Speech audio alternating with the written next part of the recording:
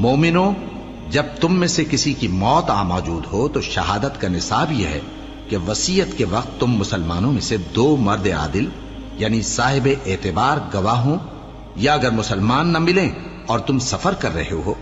اور اس وقت تم پر موت کی مصیبت واقع ہو تو کسی دوسرے مذہب کے 2 شخصوں کو گواہ کر لو۔ اگر تم کو ان گواہوں کی نسبت کچھ شک ہو تو ان کو عصر کی نماز کے بعد کھڑا کرو اور دونوں اللہ کی قسمیں کھائیں کہ ہم شہادت کا کچھ عوض نہیں لیں گے، گو ہمارا رشتہ دار ہی ہو، اور نہ ہم اللہ کی شہادت کو چھپائیں گے۔ اگر ایسا کریں گے تو گناہ گار ہوں گے۔ پھر اگر معلوم ہو جائے کہ ان دونوں نے جھوٹ بول کر گناہ حاصل کیا تو جن لوگوں کا انہوں نے حق مارنا چاہا تھا ان میں سے ان کی جگہ اور 2 آدمی کھڑے ہوں جو میت سے قرابت قریبہ رکھتے ہوں، پھر وہ اللہ کی قسمیں کھائیں کہ ہماری شہادت ان کی شہادت سے زیادہ سچی ہے اور ہم نے کوئی زیادتی نہیں کی۔ ایسا کیا ہو تو ہم بے انصاف ہیں۔ اس طریق سے بہت قریب ہے کہ یہ لوگ صحیح شہادت دیں، یا اس بات سے خوف کریں کہ ہماری قسمیں بھی ان کی قسموں کے بعد رد کر دی جائیں گی۔ اور اللہ سے ڈرو اور اس کے احکام کو توجہ سے سنو، اور اللہ نافرمان لوگوں کو ہدایت نہیں دیتا۔ وہ دن یاد رکھنے کے لائق ہے جس دن اللہ پیغمبروں کو جمع کرے گا، پھر ان سے پوچھے گا کہ تمہیں کیا جواب ملا تھا۔ وہ عرض کریں گے کہ ہمیں کچھ معلوم نہیں، تو ہی غیب کی باتوں سے واقف ہے۔ جب اللہ عیسیٰ سے فرمائے گا کہ اے عیسیٰ ابن مریم، میرے ان احسانوں کو یاد کرو جو میں نے تم پر اور تمہاری والدہ پر کیے، جب میں نے روح القدس یعنی جبرائیل سے تمہاری مدد کی، تم گود میں اور جوان ہو کر بھی ایک ہی نسق پر لوگوں سے گفتگو کرتے تھے، اور جب میں نے تم کو کتاب اور دانائی اور تورات اور انجیل سکھائی، اور جب تم میرے حکم سے مٹی کے پرندے کی شکل بناتے پھر اس میں پھونک مار دیتے تھے تو وہ میرے حکم سے سچ مچ کا پرندہ بن جاتا تھا، اور پیدائشی اندھے کو اور برس کی بیماری والے کو میرے حکم سے اچھا کر دیتے تھے، اور مردوں کو زندہ کر کے قبر سے نکال کھڑا کرتے تھے۔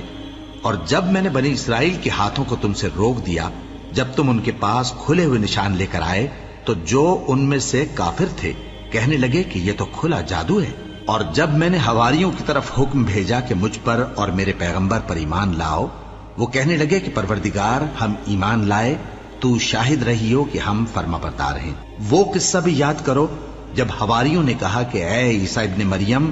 کیا آپ کا پروردگار ایسا کر سکتا ہے کہ ہم پر آسمان سے کھانے کا خوان نازل کرے؟ فرمایا اگر ایمان رکھتے ہو تو اللہ سے ڈرو۔ وہ بولے کہ ہماری یہ خواہش ہے کہ ہم اس میں سے کھائیں اور ہمارے دل تسلی پائیں اور ہم جان لیں کہ آپ نے ہم سے سچ کہا ہے، اور ہم اس خوان کے نزول پر گواہ رہیں۔ تب عیسیٰ ابن مریم نے دعا کی کہ اے ہمارے پروردگار، ہم پر آسمان سے خوان نازل فرما کہ ہمارے لیے وہ دن عید قرار پائے، یعنی ہمارے اگلوں اور پچھلوں سب کے لیے، اور وہ تیری طرف سے نشانی ہو، اور ہمیں رزق دے اور تو بہترین رزق دینے والا ہے۔ اللہ نے فرمایا میں تم پر ضرور خوان نازل فرماؤں گا، مگر جو اس کے بعد تم میں سے کفر کرے گا اسے ایسا عذاب دوں گا کہ اہل عالم میں کسی کو ایسا عذاب نہ دوں گا۔ اور اس وقت کو بھی یاد رکھو جب اللہ فرمائے گا کہ اے عیسیٰ ابن مریم، کیا تم نے لوگوں سے کہا تھا کہ اللہ کے سوا مجھے اور میری والدہ کو معبود مقرر کرو؟ وہ کہیں گے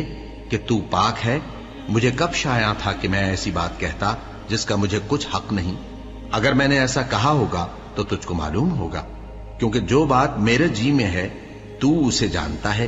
اور جو تیرے جی میں ہے اسے میں نہیں جانتا۔ بے شک تو علام الغیوب ہے۔ میں نے ان سے کچھ نہیں کہا بجز اس کے جس کا تو نے مجھے حکم دیا، وہ یہ کہ تم اللہ کی عبادت کرو جو میرا اور تمہارا سب کا پروردگار ہے، اور جب تک میں ان میں رہا ان کے حالات کی خبر رکھتا رہا۔ پھر جب تو نے مجھے دنیا سے اٹھا لیا تو تو ہی ان کا نگراں تھا، اور تو ہر چیز سے خبردار ہے۔ اگر تو ان کو عذاب دے تو یہ تیرے بندے ہیں، اور اگر انہیں بخش دے تو تیری مہربانی، اس لیے کہ تو ہی غالب ہے، حکمت والا ہے۔ اللہ فرمائے گا کہ آج وہ دن ہے کہ سچوں کو ان کی سچائی ہی فائدہ دے گی۔ ان کے لیے باغ ہیں جن کے نیچے نہریں بہ رہی ہیں، ہمیشہ ہمیشہ وہ ان میں بستے رہیں گے۔ اللہ ان سے خوش ہے اور وہ اللہ سے خوش ہیں، یہی بڑی کامیابی ہے۔ آسمان اور زمین اور جو کچھ ان دونوں میں ہے سب پر اللہ ہی کی بادشاہی ہے اور وہ ہر چیز پر قادر ہے.